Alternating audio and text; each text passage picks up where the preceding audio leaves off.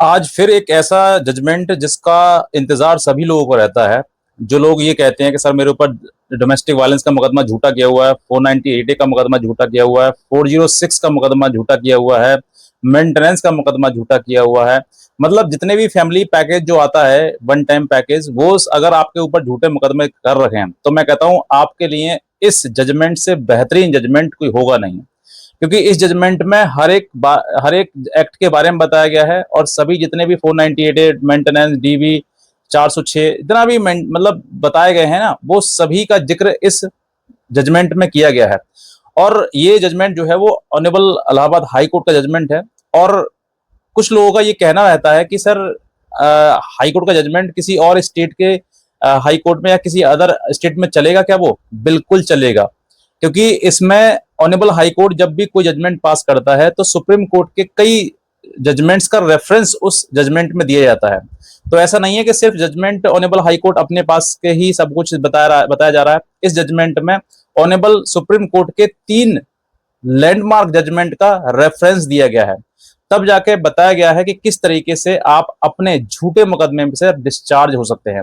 मैं आज आपको इसके बारे में इसलिए बता रहा हूं क्योंकि लोग मुकदमा लड़कर काफी साल लड़ते हैं उस मुकदमे को, और लड़ने के बाद पता लगता है कि पूरा मुकदमा झूठा है। और झूठा तो ये बात आपको शुरुआत से ही पता रहता है कि हाँ, फर्स्ट स्टेज में ही ये पता है कि मुकदमा पूरा झूठा है। लेकिन क्या करें, कानूनी प्रक्रिया है, आपको सालों साल लड़ना पड़ता है और लड़ने के बाद, कई साल लड़ने के बाद ये पता लगता है कि ये मुकदमा झूठा था और इसमें से आपको बरी कर दिया।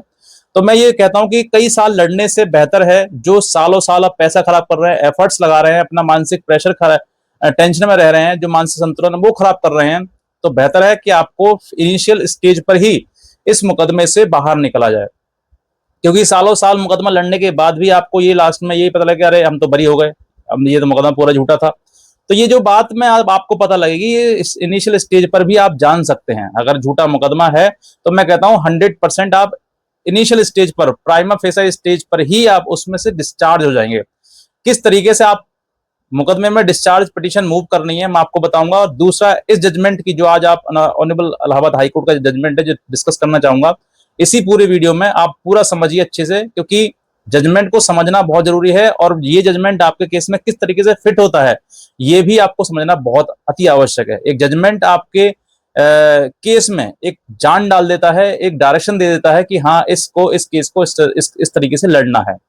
तो बात करते हैं सबसे पहले कि जब आपके पास मुकदमा हो और मुकदमा में आपको पता हो पूरा कंप्लीटली कि झूठा है, और फैमिली मैटर्स जितने भी है, मैं कहता हूं जो महिलाएं अपने पतियों पर मुकदमा दर्ज करवा रहे हैं, झूठे मुकदमा दर्ज करवा रही हैं, वो मैं कहता हूं कि वो पूर्णतः अपना जीवन तबाह कर रही हैं। अपना तो अपना, अपने माँ बाप का नाम खराब कर रही हैं, ससुराल का नाम खराब कर रही है, पति का जीवन खराब, अपना जीवन खराब। ये आपका ही है, निर्णय है जिसके वजह से आप ये मुकदमबाजी कर रहे हो। बहरहाल जो बात आप चार दीवारी में खत्म कर सकते थे, उसमें आपने 4 लोगों को खड़ा कर लिया, 4 वकीलों को खड़ा कर लिया, जज को, बाबू को, तमाम दुनिया को इकट्ठा कर लिया। तो ये कहीं ना कहीं एक बर्बादी की निशानी है और आप गलत डायरेक्शन पर हैं। बहरहाल बात करते हैं कि अगर आपके ऊपर भी झूठे मुकदमे दर्ज करवा दिए गए हैं तो ये जो जजमेंट आपको बता रहा हूं, इस जजमेंट के कुछ फैक्ट्स हैं जो मैं आपको ब्रीफ कर रहा हूं, इनको समझ लीजिए।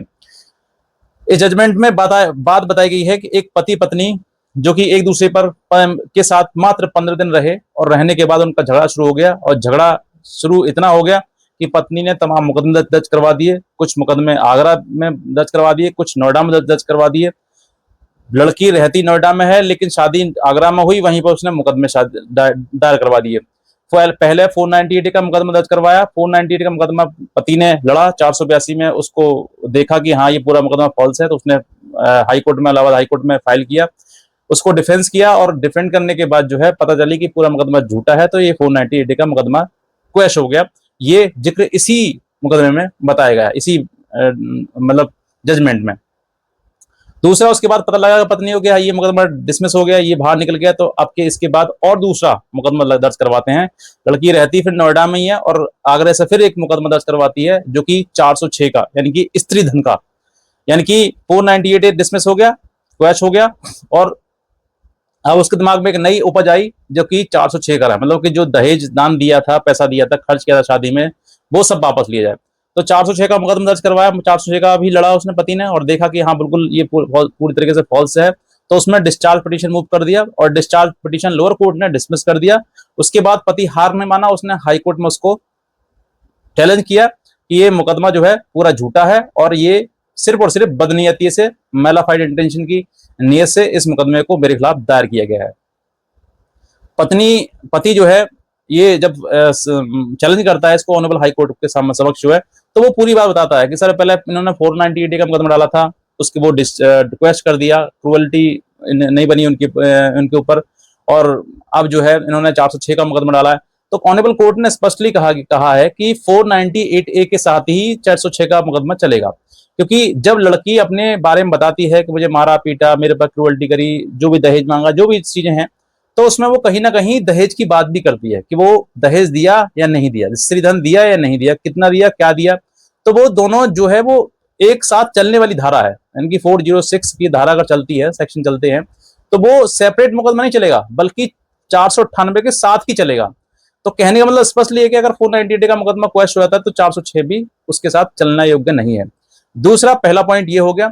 दूसरा पॉइंट ये देखता है कि लड़की रहती है नोएडा में, काम करती है नोएडा में, और वो बताती है कि मुझसे 6 लाख रुपए छीन के ले गए और मेरे सोने चांदी के जवरात में से छीन के ले गए। तो वो सब बताती है और वो दर्ज करवाती है आगरा में। तो कहने का मतलब कहीं ना कहीं इस चीज से भी विश्वास नहीं किया जा सकता कि लड़की घटना बता रही है नोएडा की, बात कर रही है नोएडा की, और वो दर्ज करवा रही है आगरा में। तो इसका मतलब कहीं ना कहीं इसमें भी कुछ ना कुछ तो संदेहजनक चीज है, कॉन्ट्राडिक्टरी है। तो इन सब चीजों को आधार पर देखते हुए ऑनरेबल हाई कोर्ट ने डिसीजन लिया। इसमें कई ऑनरेबल सुप्रीम कोर्ट के जजमेंट हैं, उसका रेफरेंस दिया, और वेस्ट बंगाल एक बहुत बढ़िया जजमेंट है उसका सुप्रीम कोर्ट का, वो भी उसमें दिया। कई जजमेंट हैं, 3-4 जजमेंट हैं जो इसमें रेफरेंस देते हुए ऑनरेबल इलाहाबाद हाई कोर्ट ने इस केस को भी डिसमिस कर दिया, यानी कि सेट असाइड और डिस्चार्ज कर दिया। कहने का मतलब स्पष्टली है, सामने आप जजमेंट की कॉपी में लगा रखी है, देख लीजिए, इसमें भी पढ़ लीजिए, सेट असाइड कर दिया है और डिस्चार्ज कर दिया। यानी कि अब जो पति ने एक लड़ाई लड़ी और लड़ाई लड़ने के बाद वो दोनों मुकदमों से बाहर हो गया क्योंकि उसने फाइट की। आप क्या करते हो, हाथ पे हाथ रख के बैठे रहते हो, तारीख पे तारीख लेते रहते हो और सोचते हो कि चलो चल रहा है चलने दो। तो सालों साल बीत जाते हैं, उस मुकदमे में कुछ होता नहीं है, बस तारीख पर तारीख चलती रहती है और हाथ पे रख के बैठे, तो तुम फंसे रहते हो।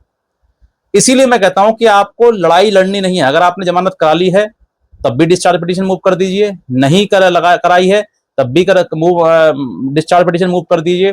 और in case for example lower court अगर आपको मतलब डिस्चार्ज नहीं करता है उस मुकदमे से, तो आपके पास सेकंड ऑप्शन है हाई कोर्ट आने का। आप ऑनरेबल इलाहाबाद हाई कोर्ट आ सकते हैं, आपका जो भी डिस्ट्रिक्ट, आपका जो भी स्टेट का हाई कोर्ट लगता है, आप वहां जा सकते हैं। और इस जजमेंट की कॉपी के रेफरेंस देते हुए मैं कहता हूं आपको 101% आपको राहत मिलेगी। झूठा मुकदमा है तो सिर्फ मुंह से झूठ झूठ कहकर झूठ नहीं होता है, उसको प्रूफ करना पड़ता है कि ये झूठा है। तो इसीलिए मैंने आपके लिए बताया कि इससे बेस्ट और बेहतर आपको जजमेंट नहीं मिलेगा, और बहुत ही बढ़िया जजमेंट है जो आपके केस में काम आने वाला है। इतना ही कहना चाहूंगा। आज का वीडियो देखने से बहुत धन्यवाद।